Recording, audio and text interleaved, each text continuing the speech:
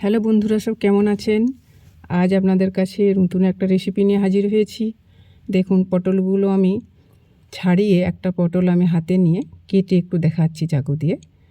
মাঝখানে একটু একটু করে কেটে নিচ্ছি, এর কারণ হচ্ছে যাতে মশলাটা ঢোকে। 300 গ্রামের মতো পটলটা নিয়েছি আর দুটো বড় সাইজে আলু নিয়েছি। লম্বা লম্বা করে আলুগুলো কেটে নিয়েছি। এগুলো রেডি। এবার আমি নুন হলুদ একটু মেখে নেব।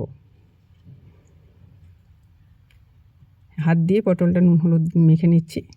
এবার ঘষে একটু নুন হলুদটা মেখে নিলাম, আলুগুলো মেখে নিয়েছি। এবার আমি কড়াইয়ের মধ্যে তেল গরম করে পটলগুলো ছেড়ে দিলাম। পটলগুলো একটু হাফ ভাজা হয়ে গেছে, খুন্তির সাহায্যে একটু উল্টে দিচ্ছি। যতক্ষণ না পুরো ব্রাউন কালার হবে আমি এগুলো তুলব না, ঢেকে দিয়েছি মিডিয়াম আঁচ করে।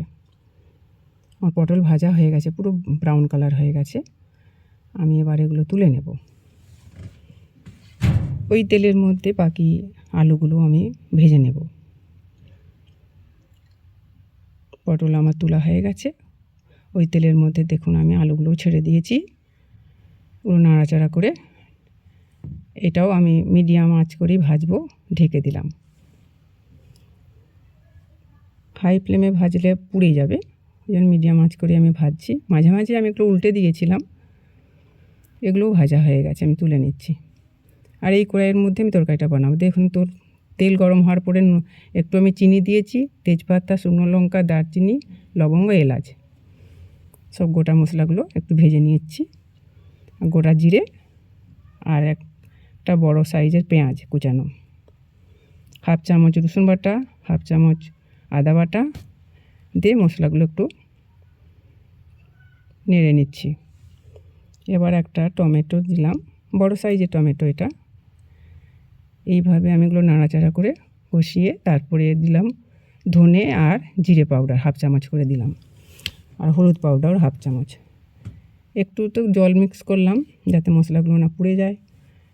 এভাবে মশলাগুলোকে আমি নেড়ে চেড়ে নিচ্ছি। এবার দিলাম কাজু বাটা।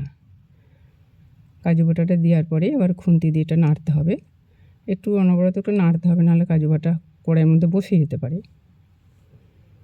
এইটাই আমার সিক্রেট মশলা অ্যাড করা। কাজু বাটাটা দিলে তরকারির স্বাদ কিন্তু দ্বিগুণ বাড়িয়ে দেয়। এটা আপনারাও এইভাবেই ট্রাই করে দেখবেন। এবারও মশলা কষানো হয়ে গেছে, ভাজা সবজিগুলো আমি তুলে দিলাম। দেওয়ার পরে গরম জল, একটু সবজিগুলো নাড়াচাড়ার পরে গরম জল দিয়ে দিলাম।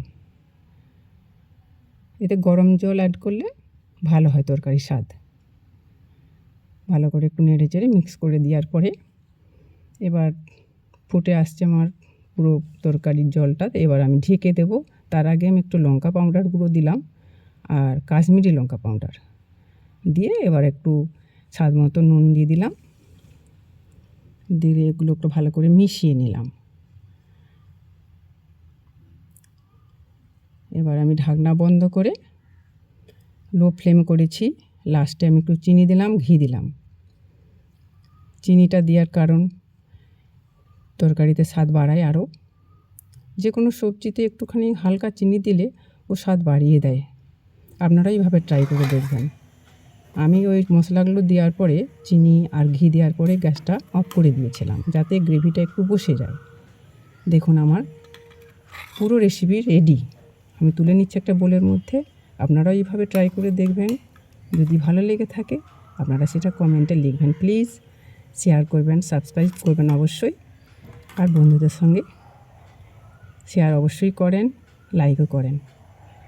এই ভিডিওটা দেখার জন্য আপনাদেরকে অশেষ অশেষ ধন্যবাদ। Thank you.